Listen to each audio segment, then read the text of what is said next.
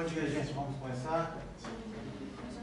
2 de maio de 2018. Aulas de embriologia geral para a turma de nutrição, para as turmas 23A e 23B. Hoje eu vou continuar contando aquela história que a gente já começou. Posso começar, meninas? Obrigado. Então vou continuar contando aquela história que a gente começou a falar, que é fecundação para frente. Então hoje eu vou falar sobre a parte da fecundação, o que acontece após a fecundação, e depois disso nós vamos conversar sobre a etapa que vem a seguir, que a gente chama de clivagem. Tudo bem? Então deixa eu tirar aqui para a gente poder começar. Pois não? Tá, exatamente. Né? Então a gente começa com a fecundação, que foi a última coisa que a gente conversou, não é isso? Então na fecundação você teria a zona pelúcida aqui,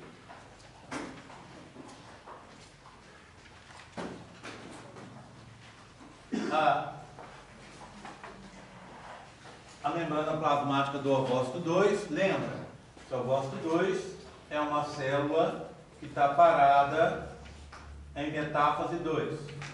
Então vou colocar uns cromossomos aqui para indicar que ela está em metáfase 2.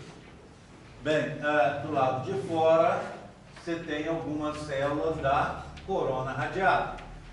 Vou colocá-las aqui, ó.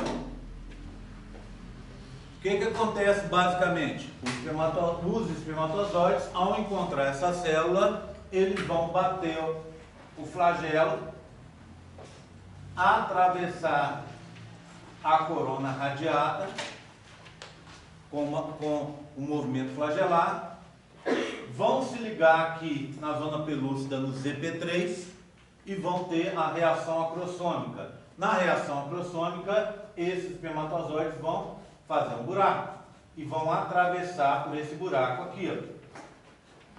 Então, num dado momento, aqui no espaço perivitelino, que é o nome desse espaço entre a membrana plasmática do ovócito 2 e a zona pelúcida, então nesse espaço você vai ter alguns espermatozoides.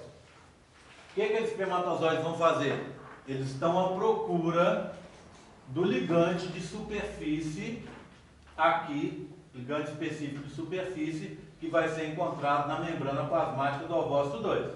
Assim que o primeiro espermatozoide se liga a esse ligante, acontece a ativação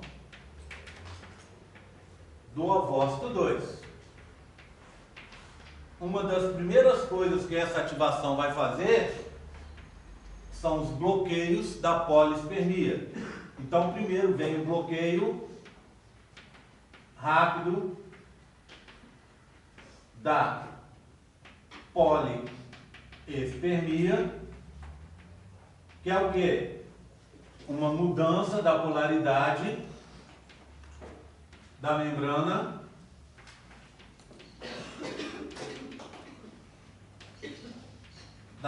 plasmática MP do ovócito 2. Essa mudança de polaridade esconde o ligante, ou seja, não vai permitir que outro espermatozoide se ligue à membrana plasmática do ovócito 2, impedindo assim momentaneamente essa fecundação.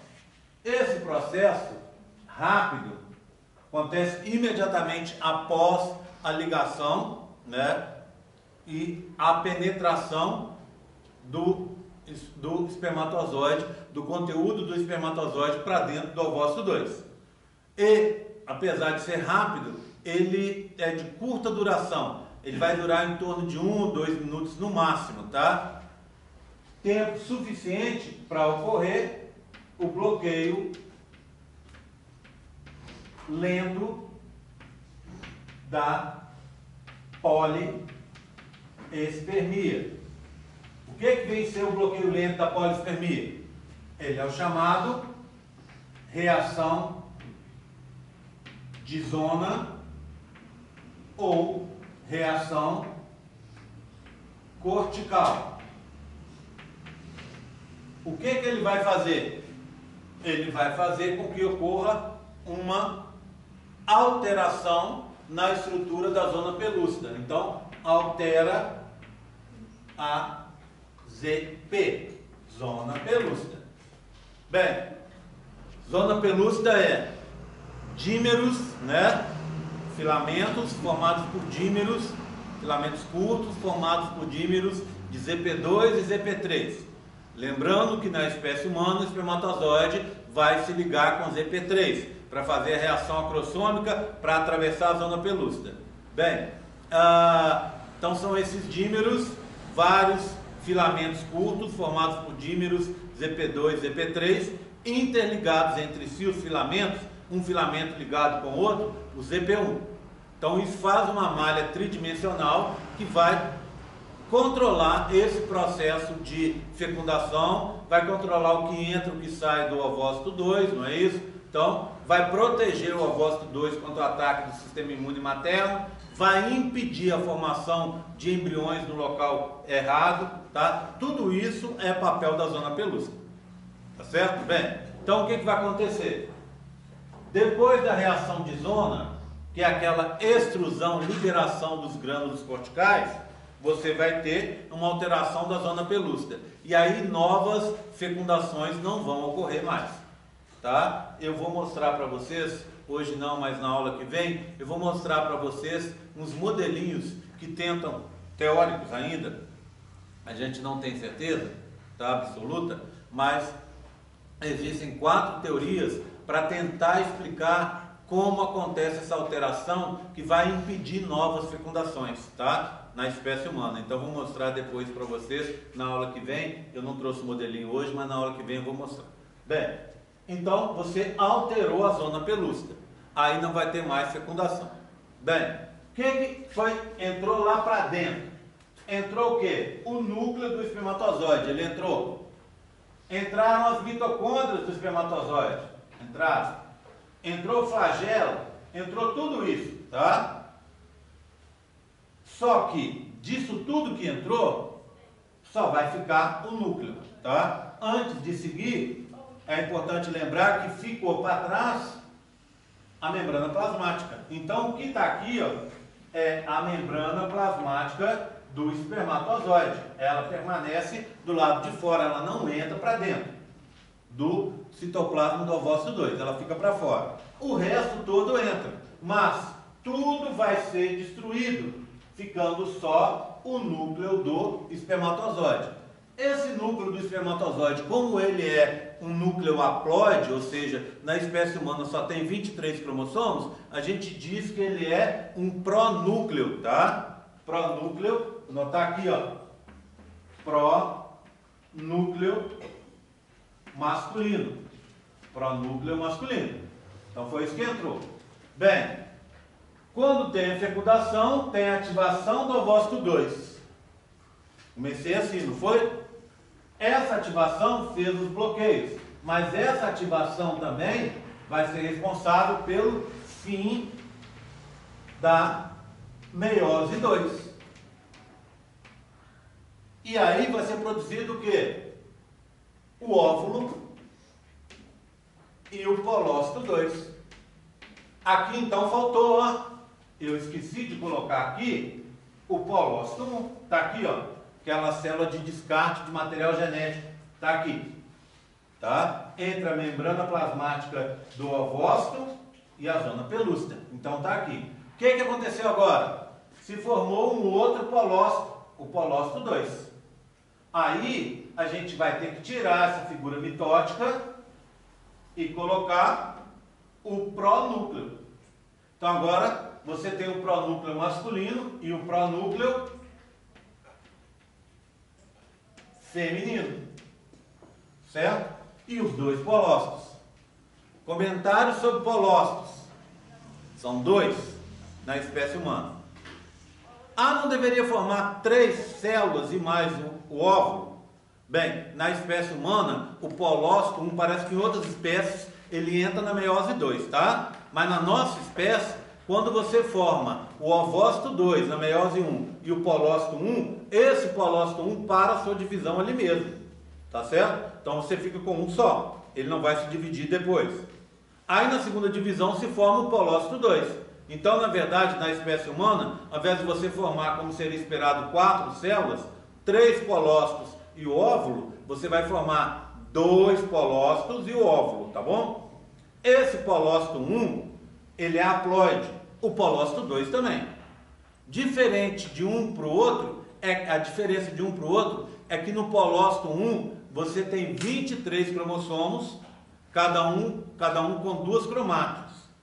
Então, você teria uma quantidade de DNA, vamos dizer assim, X, tá? No polócito 2, você teve a separação de cromátides irmãs. Lembra que é isso que acontece na meiose 2? Então, você teve a separação de cromátides irmãs. Metade delas foi para o óvulo, para o núcleo do óvulo, para o pronúcleo feminino, e a outra metade foi para o polócito 2. Então, se a quantidade de DNA no polócito 1, deixa eu escrever aqui, ó. Se a quantidade de DNA no polócito 1 é X e o conteúdo dele é N, haploide, no polócito 2 as coisas mudam.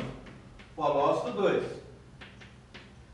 Você tem o quê? Uma quantidade N, haploide, mas ao invés de você ter X, vamos dizer que você tem metade, meio X.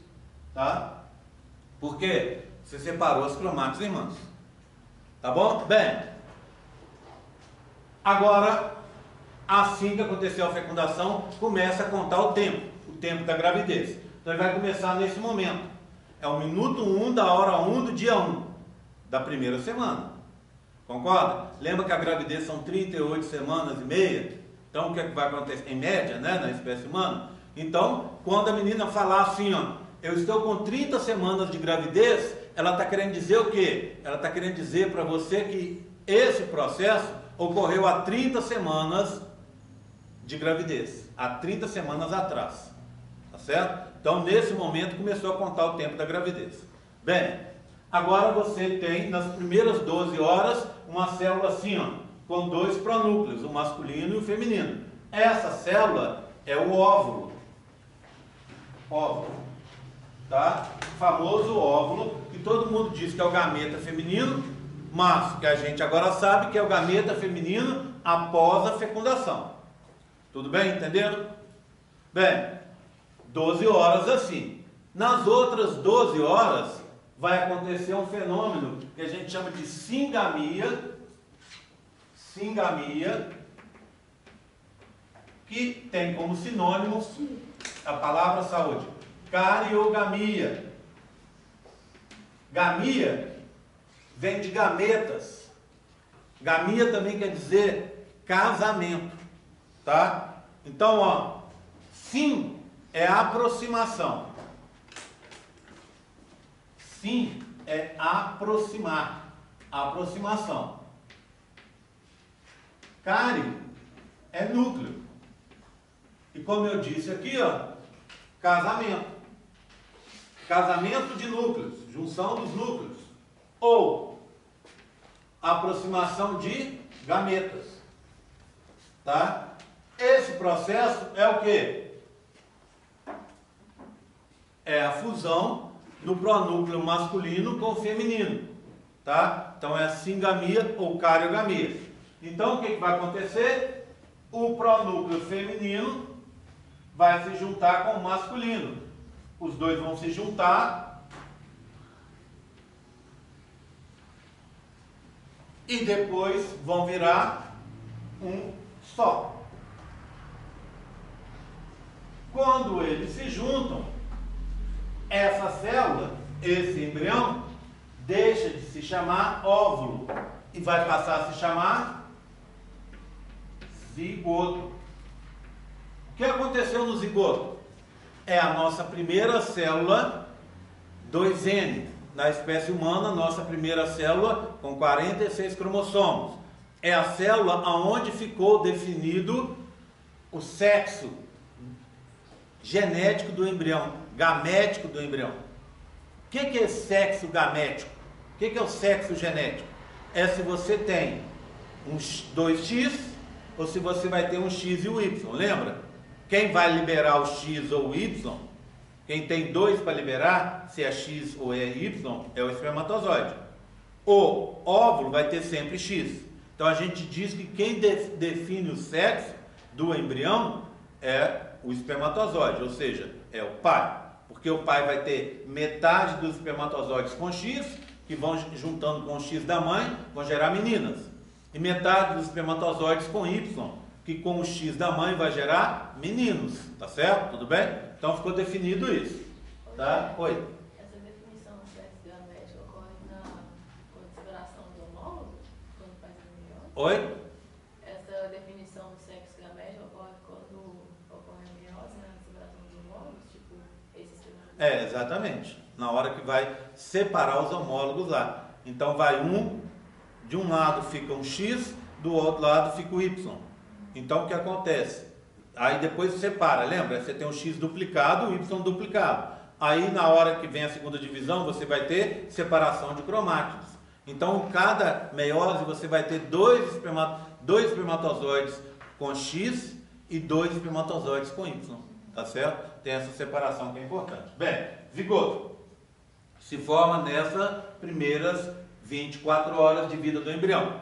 Aí, em seguida, vai ter uma coisa, um próximo processo, que a gente chama de anfimixia. Anfimixia. Anfimixia, é N, né? Anfimixia.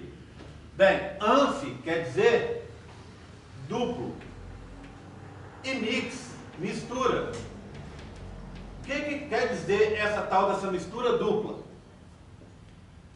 É que pela primeira e única vez conhecida, você vai ter um pareamento de cromossomos antes do processo de mitose. Vamos relembrar? O que você tem? Lembra da meiose? Meiose, não mitose. Quando você tem meiose, a primeira coisa que acontece lá na prófase 1 é pareamento de homólogos. Lembram disso? Tá? Para depois você separar um representante de um par para uma célula, outro representante para outra, no final da meiose 1. Bem, o que você tem agora? Não é uma meiose, é uma mitose. Em mitose não tem pareamento de homólogos, não teria sentido isso. Mas antes dessa primeira mitose de todas, vai ter um pareamento de homólogos. Esse pareamento de homólogos é a tal da anfimixia.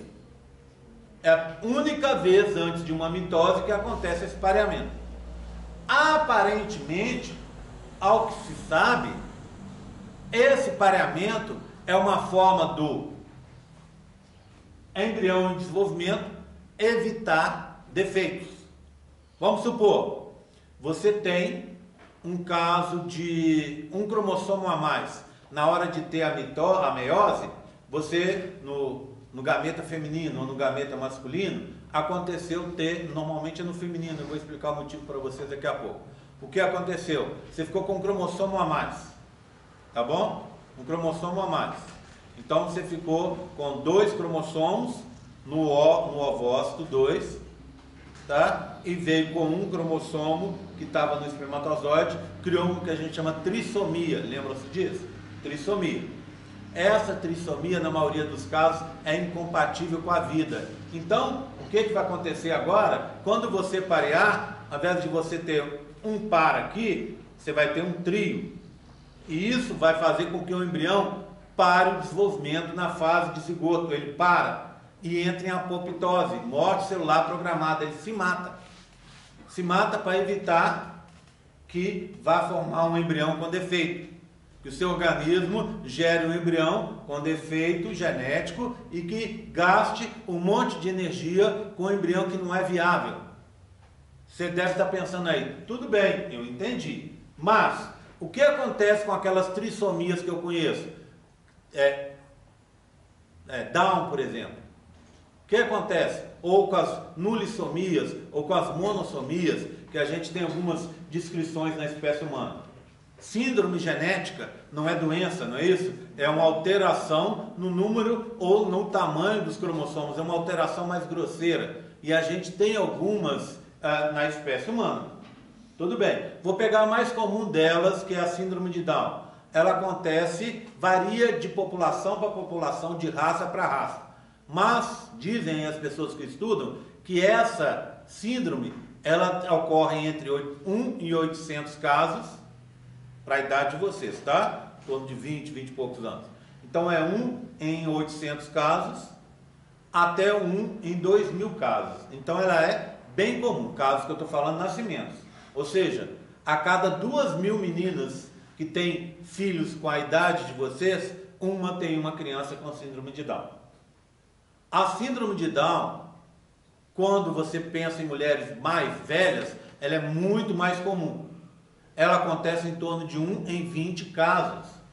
Então, o que acontece? De 2.000 você cai para 20, ou de 800 você cai para 20. Ela é muito comum, tá? Por que ela é tão comum assim? Aparentemente, você tem o ovócito parado durante muito tempo em dictiótano.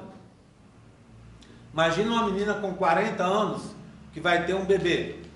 Ela deixou o embriãozinho, o ovócito 2, parado em dictiótano por 40 anos. Concorda comigo?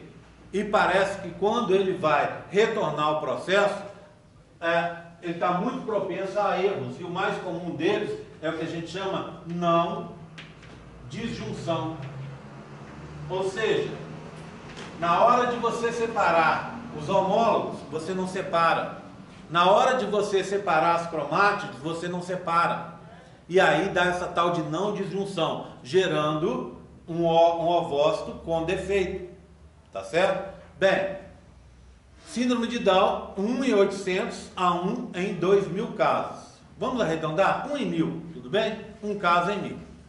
Tá? Bem, essa síndrome de Down, na verdade, os estudos dizem que ela é muito, muito mais comum do que isso.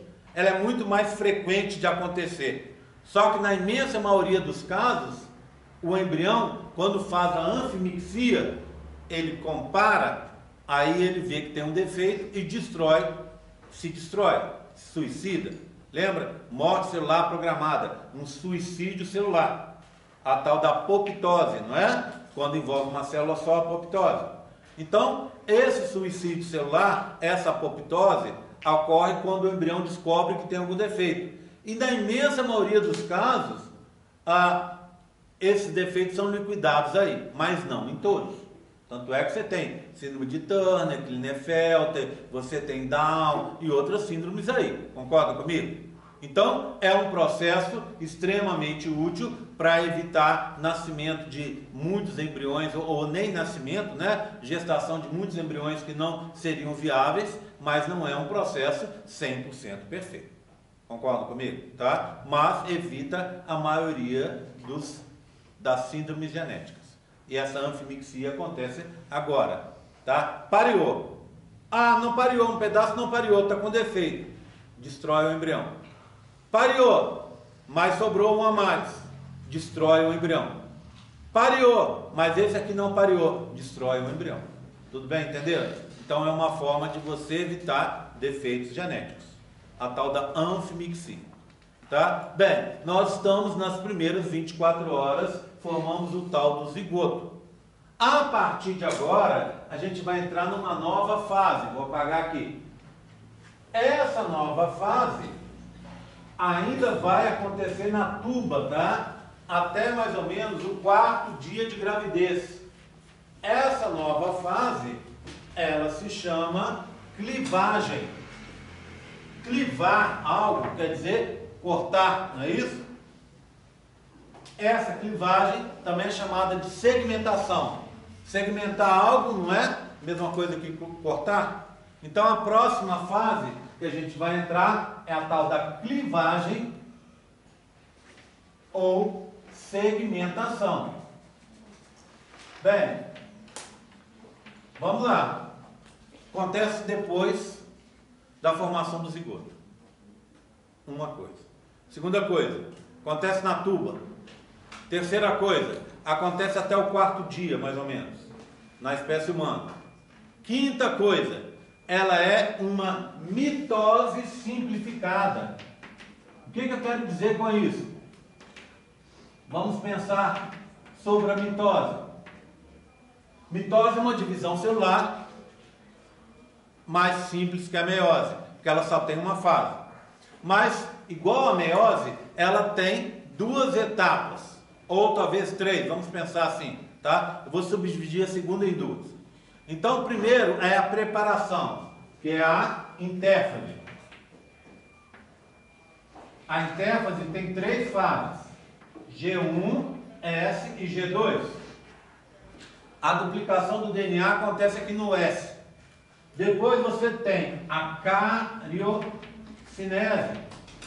São os movimentos nucleares. O que seria a cariocinese? Prófase, metáfase, anáfase, telófase. Isso é cariocinese. Normalmente, quando a gente pensa em mitose, a gente pensa na cariocinese. Só que depois da cariocinese, você tem que separar o citoplasma. Isso a gente chama de citocinese. Tá bom? Bem, se você for pegar uma célula, 90% do tempo ela gasta aqui, 10% aqui, em média, tá? Se você for pegar esses 90% que ela gastou aqui, se preparando, a maioria do tempo que ela gasta é no crescimento G1 e no crescimento G2, na duplicação do conteúdo interno da célula, quer sejam moléculas, quer sejam organelas, tá? Vamos pensar no óvulo e agora no zigoto. E antes eram o ovócito 2. Uma célula enorme, a maior célula em volume do corpo humano. Ela é visível a olho nu, para vocês terem uma ideia. Ela é muito grande, tá? Então, o que foi acontecendo? Você foi concentrando reservas nutritivas no interior dela. Concentrou, concentrou, concentrou. E aí, essas 2 fases de crescimento, G1 e G2, não precisam ocorrer. Por quê? Porque você já cresceu, você já tem todas as reservas lá dentro. Então, G1 e G2 não vão acontecer. Então, a divisão celular vai começar assim, ó. S, depois cariocinese, depois citocinese, tá? E aí você forma as 2 células filhas. Lembra? Mitose, 2 células filhas exatamente iguais à célula mãe, tá bom? Então o que aconteceu? Se ali era 90% e agora você só tem S, você diminuiu em muito o tempo necessário com a divisão celular. Por isso que a gente diz que é uma mitose simplificada, tá? Essa mitose acontece muito rapidamente. Ok? Tudo bem? Todo mundo entendeu? Tá? Bem, guardem isso, tá? Agora, seguindo o nosso historinho. Então, essa é a clivagem ou segmentação, tá? Vou apagar do lado de cá e vou fazer um esqueminha simplificado aqui, ó. Olha aqui comigo. Você tem o quê? Olha,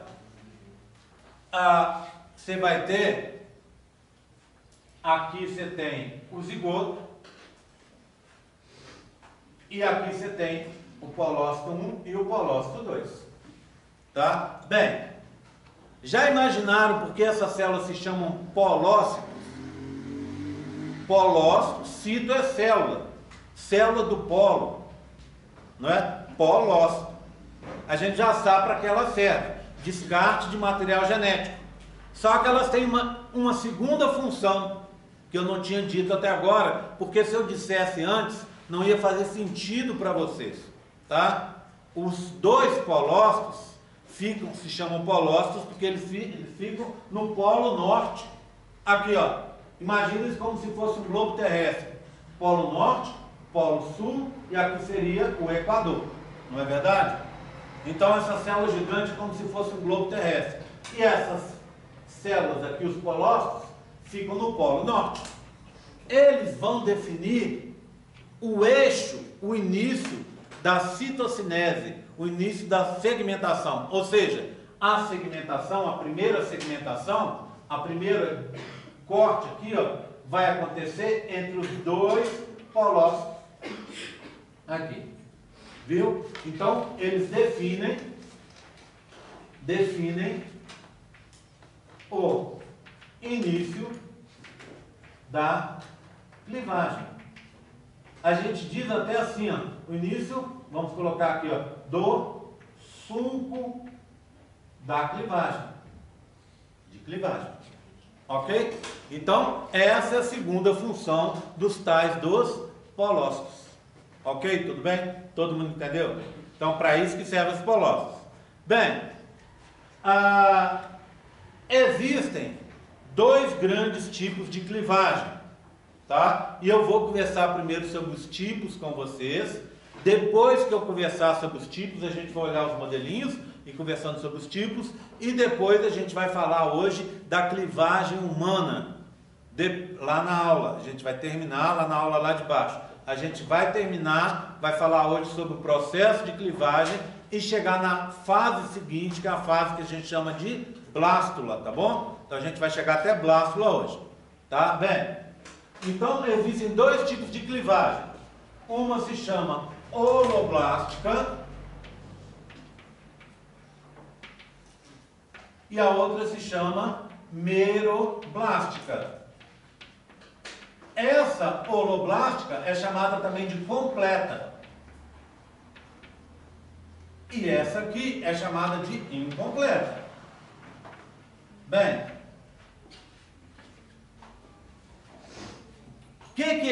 vamos explicar melhor isso para vocês. Você tem duas possibilidades para o embrião nesse momento.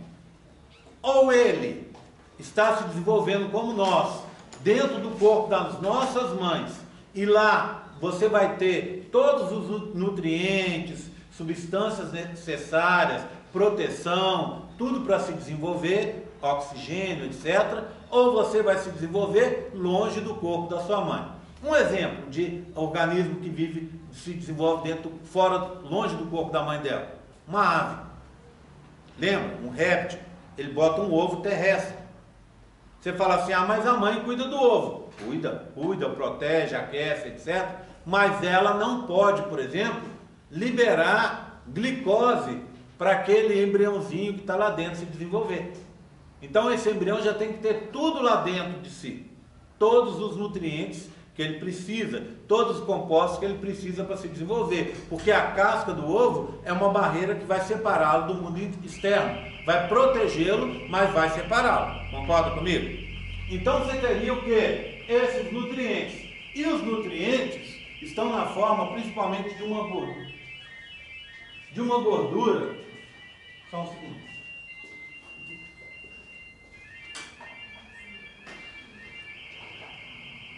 Então uma moto disparou aqui. Bem, esses nutrientes estão na forma principalmente de uma gordura que a gente chama de vitelo, tá? Ou antigamente era chamada de lécito ou vitelo. Esses embriõezinhos aqui, que fazem clivagem incompleta, tem muito vitelo, tá? E esses aqui, que fazem clivagem completa, tem pouco vitelo, tem pouca reserva. Em outras palavras, esses carinhas aqui, da holoblástica, vivem perto do corpo da mãe deles, ou desde pequenininho eles vivem num ambiente da onde o embrião consegue retirar nutrientes. Nesse caso aqui, são embriões que não conseguem, estão, por exemplo, presos dentro dos ovos terrestres, de aves, de répteis e tal. Então, grande diferença. Concorda comigo? Agora, vou voltar à historinha aqui, ó. Me acompanha, ó. Vou tirar aqui e tirar aqui, ó. Pronto. Esse é o zigoto. Se vai acontecer uma clivagem holoblástica completa, começou aqui e vem até aqui embaixo, que é o exemplo que eu mostrei para vocês, ó. Tudo bem? Essa é holoblástica, de fora a fora. Agora vamos pensar numa clivagem meroblástica. Olha o que aconteceu aqui, ó. Você tem um monte de gordura aqui, ó, um monte de vitelo. E o vitelo é o quê? É gordura, e gordura é lipídio. Lipídio é uma substância meio inerte, não é isso? Não é? Ela é inerte. Então ela vai ser uma barreira física para essa clivagem. Então a clivagem vai começar aqui, ó.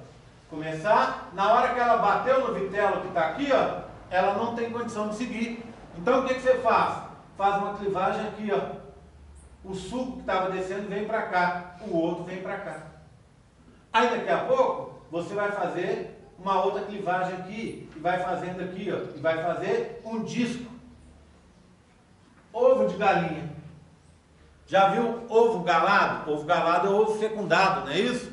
Se você olhar, ele tem um pontinho aqui em cima, ó, onde vai se desenvolver o embrião. Daqui a pouco, esse embrião cresce aqui em cima. E vai fazer o quê? Vai começar para crescer, vai utilizar as reservas nutritivas que estão na gema e que estão na clara. À medida que ele vai crescendo, essa gema vai diminuindo. Então, esse caso aqui é um caso típico de clivagem incompleta, meroblástica. A clivagem de cima, aquela que eu contei para vocês que partia de fora a fora, é uma clivagem holoblástica, típica nossa, humanos. A gente dizem por aí que a clivagem humana, ela é holoblástica com muito pouco vitelo. Se você ler lá no livro do Mui Pessoa, diz que a gente tem vitelo para as primeiras 2 semanas, tá? Só que pesquisas mais recentes dizem que não é isso, que isso é mentira. Na verdade, na espécie humana, você não tem vitelo, tá? Então, se fosse pouco vitelo igualmente distribuído, a gente diria que ela era isolécita. No nosso caso, igual, lécito, pouco vitelo distribuído igualmente. Na nossa espécie, as pesquisas recentes dizem que não é assim. Na verdade, ela é alécita. Não lécito, vitelo. Clivagem alécita, tá? Diferente da isolécita, portanto. Bem, já que eu estou falando disso, aqui eu tenho 2 classificações, só para a gente encerrar. Uma chamada telolécita. Telo quer dizer todo, em todo lugar. Tá? Então você tem vitelo em todo lugar, muito vitelo em todo lugar. Isolécita, pouco vitelo, espalhado. Alécita, vitelo nenhum. A clivagem humana seria alécita. E eu tenho mais 2 clivagens. Aqui, ó, uma clivagem que o vitelo fica só no centro, centrolécita. E aqui, ó, uma última clivagem das holoblásticas, com vitelo só na metade, ou uma quantidade intermediária de vitelo. A gente chama de mesolécita. Tá? Então, holoblástica, 3 tipos: isolécita, alécita e mesolécita. Daqui a pouco a gente vai ver nos modelinhos, tá? Clivagem meroblástica incompleta com muito vitelo, telolécita ou centrolécita, tá? Aí a gente vai ver nos modelinhos lá e vai ficar mais fácil para vocês entenderem, tá? Eu vou continuar daqui lá embaixo. Pergunta? Pode repetir a mesolécita para mim? Mesolécita é uma quantidade mediana de vitelo, ou seja, aqui você tem muito no centro. Aqui você tem metade, vamos dizer. E aqui muito pouco, e aqui nada. Então, se eu fosse fazer uma classificação em vista disso, eu começaria assim, ó. Telolécita seria o 1, centrolécita o 2, mesolécita seria o 3, a isolécita seria o 4 e a alécita seria o 5º. Ou seja, vitelo nenhum. Ok? Tudo bem? Tranquilo? Mais alguma dúvida? Desligar para chamada.